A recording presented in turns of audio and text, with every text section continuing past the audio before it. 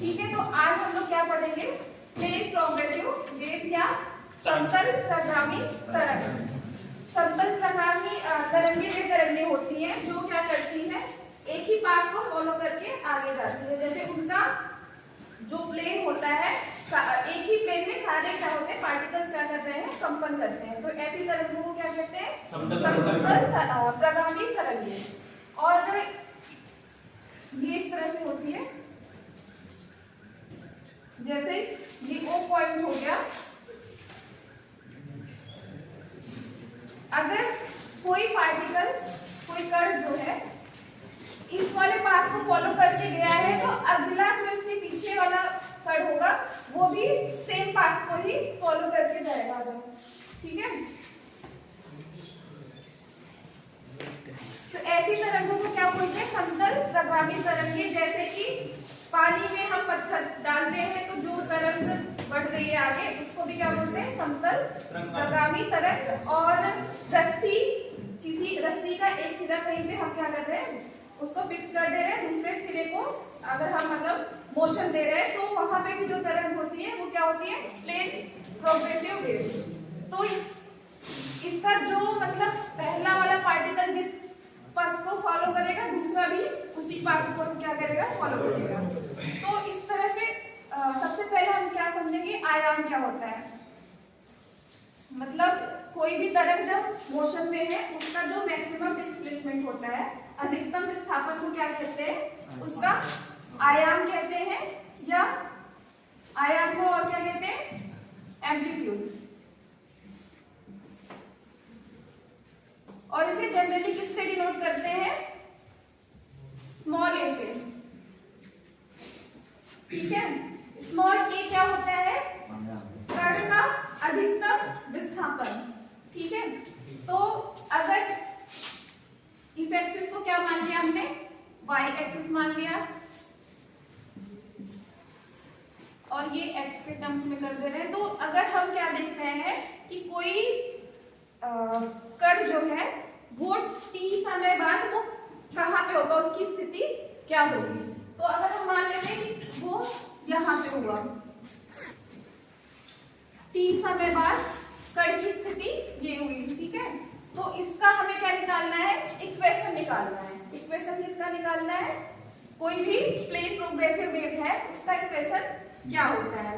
तो इसका इक्वेशन क्या होता है, y बराबर कैसा होता है, a sin omega T type. ठीक है, जहां पे y क्या होता है, y क्या होता है, डिस्प्लेसमेंट होता है, विस्थापन। ठीक है, कण का विस्थापन किस समय पे, t समय पे। ठीक है,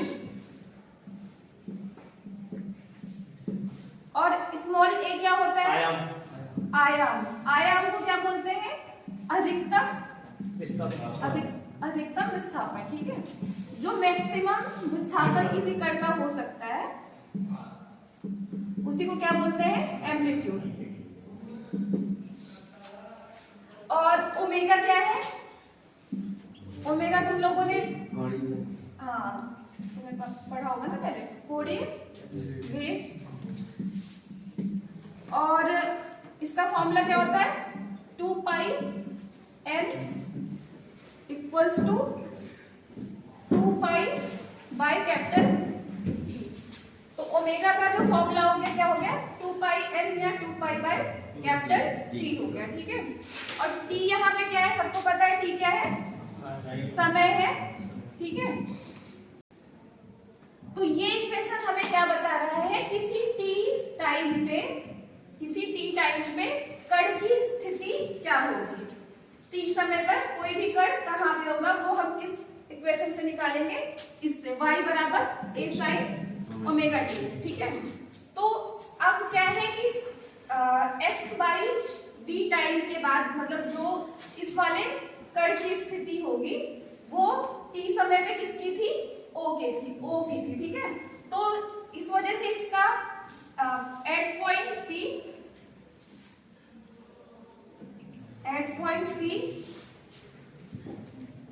equation of P progressive wave is, T पे क्या हो जाएगा इसका इक्वेशन, y बराबर a साइन, y बराबर a sine omega t minus x by b, जहां पे g क्या है, वेलोसिटी किसकी, तरंग की, मतलब हाँ उसकी क्या है, वेलोसिटी है, ठीक है। और x क्या है, किसी पर्टिकुलर टाइम पे उसकी स्थिति बता रहा है, ठीक है। और t समय है, ओमेगा सबको पता है क्या है, कोणीय वेग है, a क्या है, एम्पलीट्यूड है, ठीक है। अब इसको हम किसी और फॉर्म में भी लिख सकते हैं ना, हम क्या पढ़े थे, b बराबर क्या था, n लैम्डा, b बराबर n लैम्डा क्या बताता है, किसके किसके बीच का रिलेशन बताता है, वेग और तरंग, b बराबर n लैम्डा बताता है कि वेग और तरंग और उसके आवृत्ति के बीच में क्या रिलेशन होता है, ठीक है।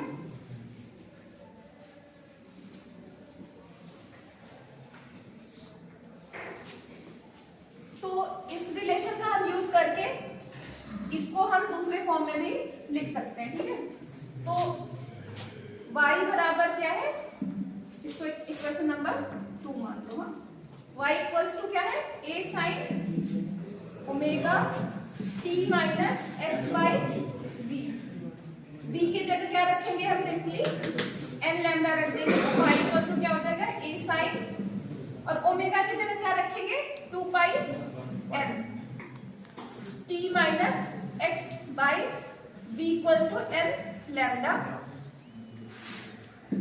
अब ये क्या करेंगे, इसको हम अंदर लेके जाएंगे, ठीक है। a sine 2 pi small n into T हो जाएगा minus n x upon n lambda. तो स्मॉल n से स्मॉल n क्या हो जाएगा, कैंसिल हो जाएगा, तो ये क्या हो जाएगा, y equals to a sine 2 pi, और स्मॉल n इक्वल्स टू क्या होता है, स्मॉल n और कैपिटल टी के बीच में क्या रिलेशन है, small n equals to 1 upon capital T, ठीक है। तो यहाँ पे क्या हो जाएगा, small t upon capital T minus x upon lambda. तो ये स्टैंडर्ड इक्वेशन होती है किसकी, प्लेन प्रोग्रेसिव वेव की, जो कि हमें किसी भी पॉइंट पे क्या बताती है, कण की स्थिति बताती है, ठीक है। कि किसी पॉइंट P पे, किसी पॉइंट Q पे इसकी क्या होगी, स्थिति क्या होगी, तो हम किससे निकालेंगे, इस वाले इक्वेशन से। अगर हमें x पता है या फिर हमें t पता है, तो हम उसके हेल्प से क्या निकाल सकते हैं, किसी भी पर्टिकुलर टाइम पे उसका क्या पोजीशन होगा, वो हम वहां से कैलकुलेट कर सकते हैं, ठीक है।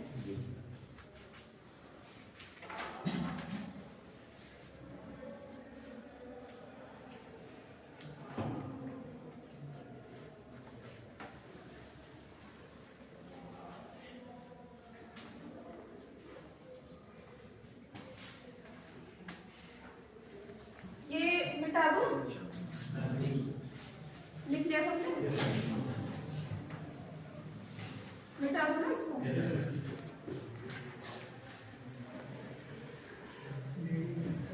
ये सबको समझ में आ गया कि नहीं, कि प्लेन प्रोग्रेसिव वेव की इक्वेशन क्या होती है, y equals to a sine 2 pi small t upon capital T minus x upon lambda.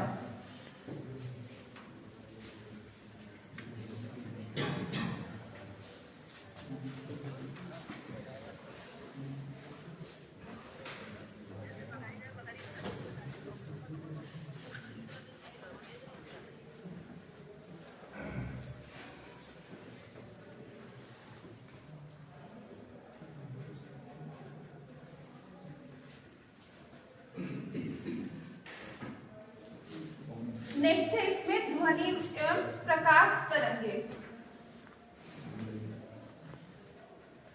Sound and light wave, ध्वनि एवं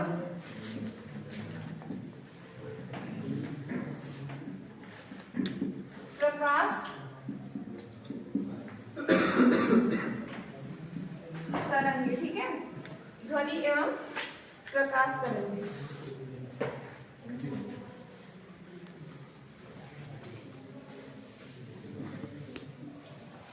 तो सबसे पहले हम ध्वनि एवं प्रकाश तरंगों में ये समझेंगे कि दोनों किस तरह की तरंगे होती है। तो ध्वनि तरंगे कौन सी तरंगे होती हैं, किसी को आइडिया है? मतलब दो तरह की मेनली वेव्स होती है, एक ट्रांसवर्स हो गया और एक लॉन्गिट्यूडनल, अनुदैर्ध्य और अनुप्रस्थ तरंगे होती है ना। तो ध्वनि तरंगे कौन सी तरंगे होती हैं? उस दिन बोला था सबको पढ़ के आने के लिए ना। ध्वनि तरंगे क्या होती है? अनुदैर्ध्य होती है कि अनुप्रस्थ होती है? हाँ, लॉन्गिट्यूडनल या ट्रांसवर्स, कौन सी होती है? ट्रांसवर्स होती है। कौन कौन बोल रहा है ट्रांसवर्स होती है? दोबारा चेक करो।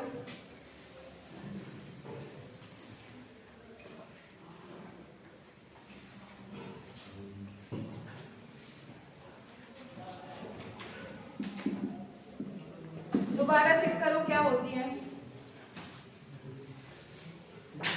और लाइट वेव सबको पता है क्या होता है? प्रकाश तरंगे क्या होती है सबको पता है कि नहीं? वो भी नहीं पता है।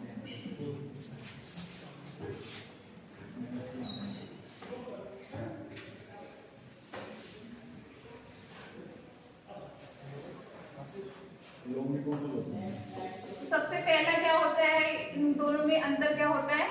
ध्वनि तरंगे जो होती है क्या होती है? लॉन्गिट्यूडनल होती है। लॉन्गिट्यूडनल को हिंदी में बोलते हैं अनुदैर्ध्य। अनुदैर्ध्य तरंगे वे तरंगे होती है जिनके कण क्या होते हैं?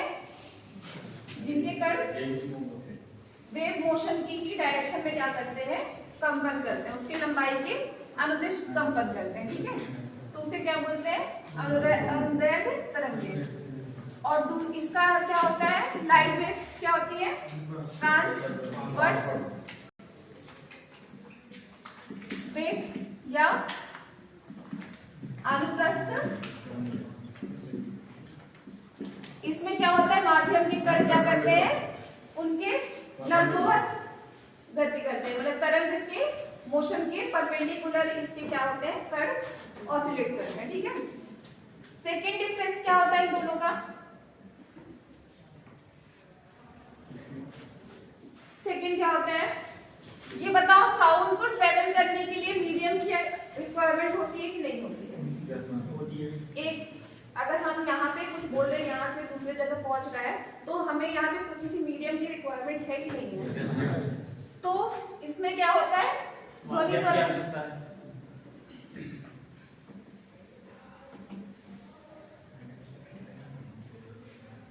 माध्यम की क्या होती है? आवश्यकता होती है।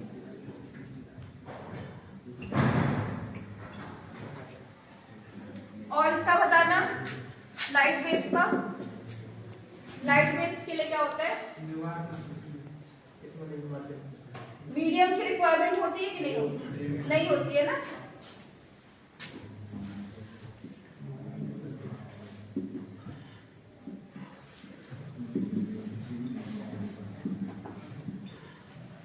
जैसे कि सन से जो हमें लाइट मिल रही है यहाँ पे, तो जरूरी नहीं है कि मीडियम हो तो ही वो यहाँ तक पहुंचेगी।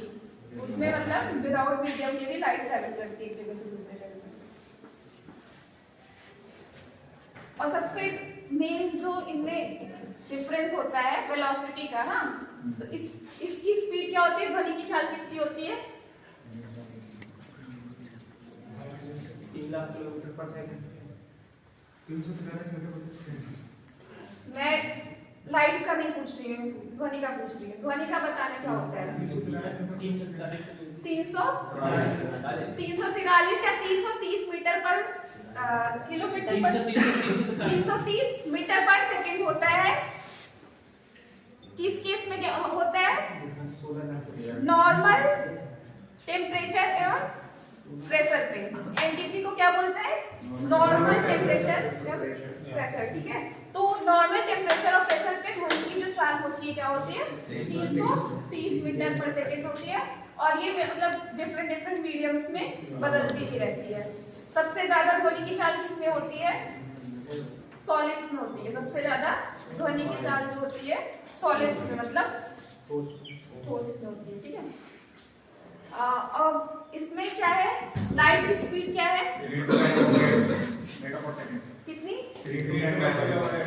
3 into 10⁸ मीटर पर सेकेंड होती है किसकी? Speed of light. ठीक है, तो इन दोनों में क्या है, बहुत ज्यादा अंतर है। लाइट की स्पीड और साउंड की स्पीड में बहुत ज्यादा अंतर है। ठीक है, तो ये सब लोग पढ़ लेना। यही रीजन है कि जब बिजली जब कड़कती है तो बिजली की कड़क से पहले हमें क्या, लाइट पहले आती है, उसकी थोड़ी देर बाद क्या होता है, आवाज सुनाई देता है। ठीक है, क्योंकि लाइट की स्पीड क्या होती है, फास्ट होती है, तो वो जल्दी हमारे तक पहुंचती है, और साउंड की उससे कंपैरेटिवली स्लो होती है, तो वो थोड़ी देर बाद पहुंचती है। ठीक है, तो ये हो गया।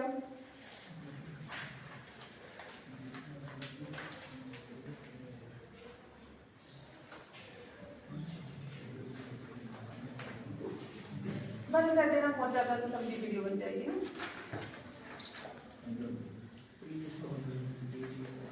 एक बार सिलेबस है किसी